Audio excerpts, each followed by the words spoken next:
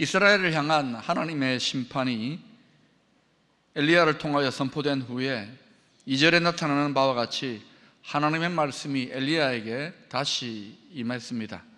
여호와의 말씀이 엘리야에게 임하여 이르시되, 엘리야가 아합 왕 앞에서 하나님의 심판을 선언하자마자 하나님의 말씀이 임한 것에 주목할 필요가 있습니다.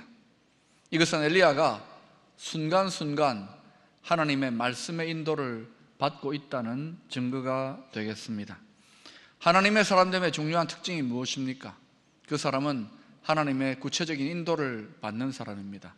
다시 말하면 하나님의 말씀의 인도를 받는 사람인 것입니다. 3절에서 그곳을 떠나 하나님이 정하신 곳으로 가라는 명령이 주어집니다. 너는 여기서 떠나 동쪽으로 가서 요단앗 그리 시냇가에 숨고 그랬습니다. 여기서 그리 시냇가는 우리나라에서 흔히 볼 수 있는 그러한 항상 물이 졸졸 흐르는 시냇물이 아닙니다. 와디라고 해서 일종의 깊은 협곡입니다. 이스라엘 지역에 있는 깊은 협곡으로서 평소에는 메마른 땅이거나 아니면 물이 조금 솟아나는 그런 땅 정도입니다. 그러다가 비가 오면 갑자기 빗물이 급류가 되어 홍수처럼 흐르는 그런 시내가 바로 그리 시냇가입니다. 우리가 추측할 수 있는 것은 수무라는 표현이 암시하고 있는 것처럼 그리 시냇가는 극심한 가뭄의 때에 엘리야를 위하여 사람들의 눈에 띄지 않도록 하나님이 마련해 주신 은밀한 처소라는 것을 알 수 있습니다. 자, 그런데 여기에서 드는 의문이 있습니다. 왜 하나님께서 엘리야를 그리 시냇가에 숨기시는 것일까요? 하나님의 말씀을 선포하고 나서 본격적으로 이제는 하나님의 사역을 감당해야 될 것인데 왜 엘리야를 숨기시는 것일까요? 여기에 대해서 세 가지로 크게 답을 한번 찾아보도록 하겠습니다. 먼저 엘리야를 그리 시냇가에 숨기신 이유는 아합 왕의 칼과 극심한 가뭄의 고통에서 보호하시고자 보내신 것입니다. 아다시피 엘리야는 아합 왕 앞에서 엄청난 선언을 했습니다.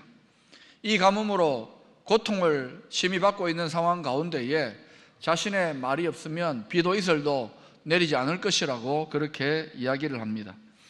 이런 엘리야를 아합 왕이 가만히 내버려 두지 않았을 것입니다. 가뭄이 극심해질수록 아합은 엘리야를 잡으려고 더욱더 혈안이 되었을 것입니다. 아합이 왕실의 정보력을 총동원해서 엘리야를 잡으려고 했지만 잡을 수가 없었습니다. 왜냐하면 하나님께서 엘리야를 그리 시냇가에 숨겨 놓으셨기 때문입니다. 또한 하나님의 뜻은 엘리야를 가뭄의 고통으로부터 지키고자 그리 시냇가로 인도하신 것입니다.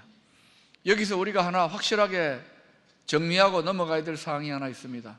그것은 누구든지 하나님의 백성이 하나님을 경외하고 하나님의 뜻에 순종하는 자는 하나님이 책임지시고 지키시고 보호하신다는 사실입니다. 마태복음 6장 33절에서 하나님이 이렇게 약속하고 계십니다. 너희는 먼저 그의 나라와 그의 의를 구하라. 그리하면 이 모든 것을 너희에게 더하시리라. 첫 번째, 하나님께서 엘리야를 그리 시냇가로 옮기신 이유는 하나님을 아합 왕의 칼과 가뭄의 고통으로부터 보호하시고자 하신 것입니다. 두 번째, 엘리야를 그리 시냇가로 숨게 하신 이유는 아합과 이스라엘에 대한 하나님의 심판으로 해석할 수가 있습니다. 아모스서 8장 11절에서 13절의 말씀은 아모스 시대에 하나님의 이스라엘을 향한 심판에 관한 말씀입니다. 여러분이 한번 읽어보시겠습니다. 시작.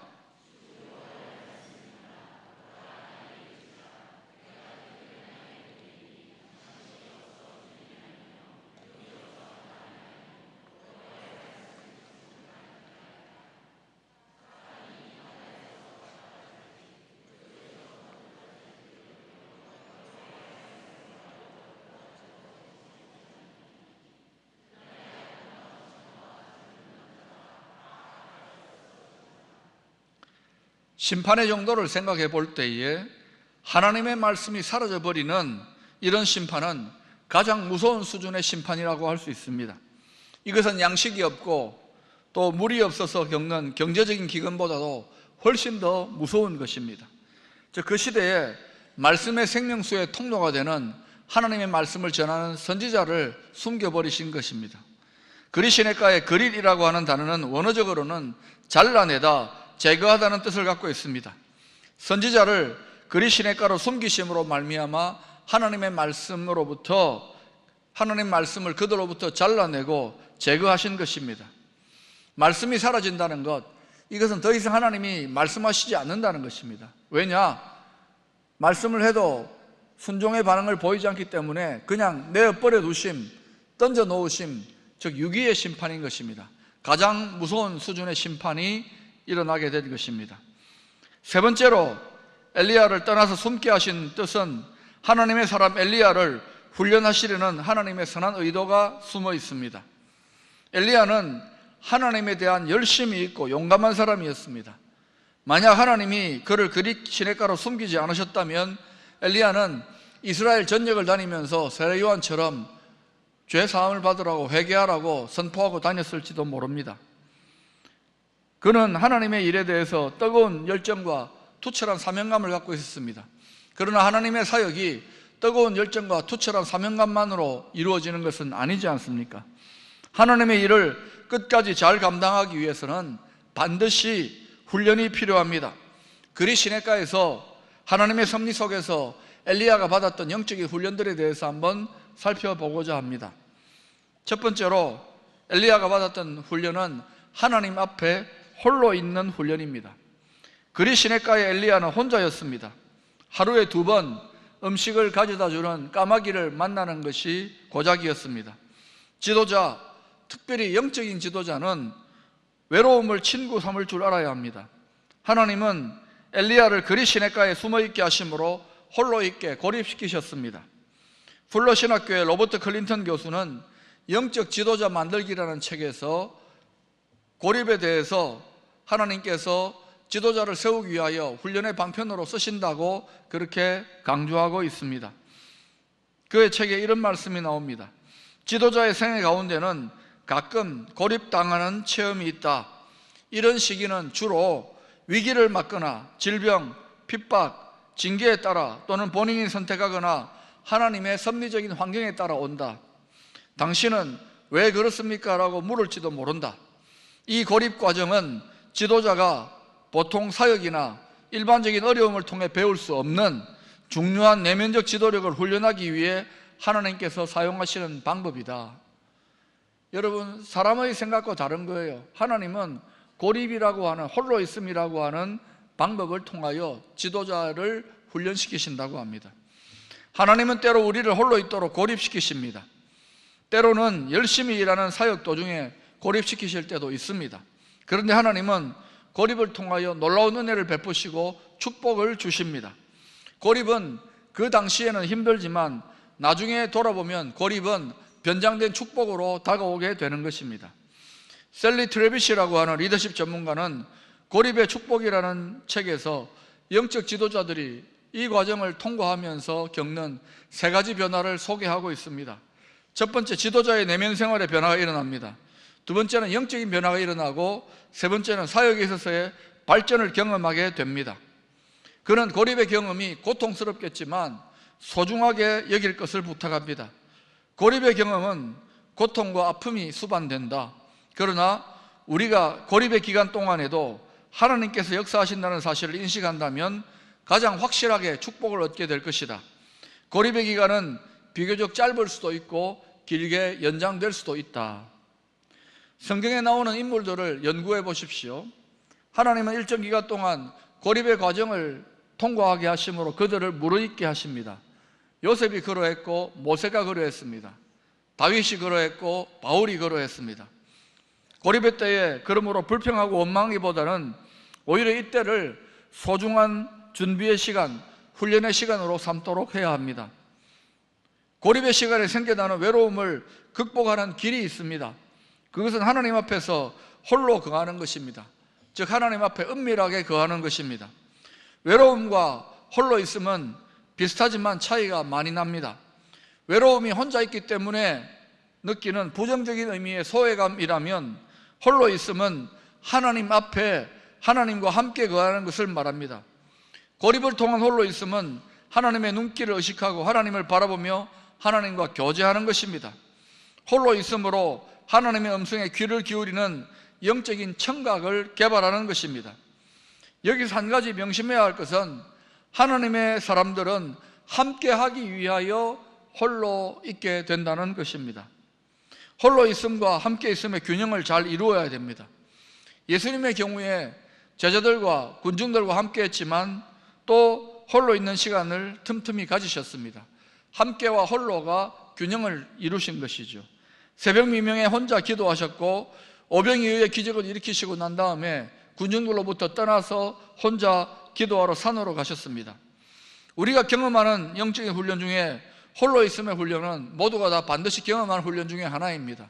엘리야는 지금 그리 시내가에서 홀로 있음의 훈련을 경험하고 있습니다.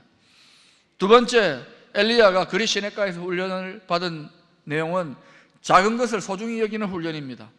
아합에게 국가적인 심판을 선포한 엘리야의 사역은 큰 일이었습니다. 나라의 운명을 좌우할 만한 그런 큰 일이었습니다. 하나님은 큰 일을 치른 엘리야를 그리 시내가로 보내셔서 까마귀들의 도움을 받게 하셨습니다. 큰 일을 감당한 사람이 그리 시내가에서 까마귀의 도움이나 받고 그리 시내가에 솟아나는 물을 먹는다는 것은 한심한 일처럼 보일 수도 있습니다. 큰 일을 하는 사람들에게 위험한 유혹은 작은 것을 소홀히 여기는 것입니다. 크고 중요한 일은 좋아하면서도 작은 것을 무시하는 것인데 이것은 아주 위험합니다. 하나님은 작은 것을 소중히 여기십니다. 하나님은 하나님이 택한 사람들이 섬세하기를 원하십니다. 작은 일에 충실하기를 원하십니다. 또한 작은 것에 감사하기를 원하십니다. 엘리야는 까마귀들이 날라다 주는 음식을 먹으면서 작은 것의 소중함과 작은 것들에게 감사하는 법을 배웠습니다. 작은 것에 자족하는 훈련을 배웠다고 할 수 있습니다. 엘리야는 그리 시내가에서 작은 것의 소중함을 철저하게 배웁니다. 하나님의 영광은 크고 위대한 것에만 나타나는 것이 아니지 않습니까? 솔로몬의 모든 영화로도 드레핀 백합화 한 송이에 담겨있는 영화를 이길 수 없다고 했습니다. 마태복음 25장 40절에서 예수님은 작은 사람 하나를 돌보는 것이 그분을 돌보는 일이라고 말씀하셨습니다. 임금이 대답하여 이르시되 내가 진실로 너희에게 이르노니 너희가 여기 내 형제 중에 지극히 작은 자 하나에게 한 것이 곧 내게 한 것이니라 하시고, 하나님은 엘리야를 그리 시내가에 숨기심으로 그곳에서 작고 사소한 것에 대해서 자족하고 감사하는 법을 배우게 훈련하셨습니다. 세 번째, 엘리야가 그리 시내가에서 받은 훈련은 기다림의 훈련입니다. 엘리야는 싸울 날을 위하여 철저하게 수동적인 자리로 가야만 했습니다. 하나님의 지시를 기다려야만 했습니다. 하나님께서 일방적으로 공급하시는 양식과 물을 먹으면서 기다려야 했습니다. 엘리야의 훈련은 무언가를 하는 훈련이 아니라 안 하는 훈련입니다. 기다리는 훈련은 바로 이와 같은 훈련입니다. 언젠가 교회에서 한꺼번에 6, 7가지 사역을 감당하고 있는 집사님이 계셨습니다. 그 집사님을 보고 제가 이렇게 권면했습니다. 한 가지를 제외하고는 다른 사역들 한번 내려놓아 보라고 그렇게 권면했던 적이 있습니다. 왜냐하면 교회의 많은 사역들로 인하여 너무 찌들어 있고 중독되다시피 매여 있다고 생각되어졌기 때문입니다. 많은 사역으로 인하여 하나님과의 깊은 교제를 나눌 시간이 없었기 때문입니다. 그런데 그 집사님은 저의 그 권면을 굉장히 힘들어했습니다. 왜냐하면 항상 많은 활동으로 가득한 집사님의 삶이 고요하고 단순해지는 것이 익숙하지가 않았던 것이기 때문입니다. 엘리야와 같은 사람에게 가장 힘든 것이 무엇이라고 생각합니까? 엘리야가 어떤 사람입니까? 열왕기상 19장 10절에 보니까 그가 특별한 열정의 사람이었음을 소개하고 있습니다. 그가 대답하되 내가 만군의 하나님 여호와께 열심히 유별하오니, 특별한 열심을 가진 사람이라고 이야기합니다. 이런 사람에게 가장 힘든 것은 전국을 돌아다니면서 심판의 말씀을 담대히 외치라는 것이 아닙니다. 오히려 숨고 도망치라는 명령일 것입니다.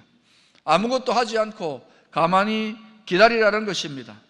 아무것도 할 수 없이 주는 음식을 그저 먹으면서 수동적인 자세를 유지해야만 했습니다. 이것은 엘리야의 체질과 전혀 맞지가 않았습니다. 인간적으로 보면 분명히 물러서는 일입니다. 비겁하게 숨는 것입니다. 우리에게도 마찬가지일 것입니다. 무언가를 하는 것이 어려운 것이 아니라 안 하는 것이 더 어려울 수도 있습니다. 열심히 일하는 직장인의 로망은 아무것도 할 일 없이 쉬는 것일 것입니다.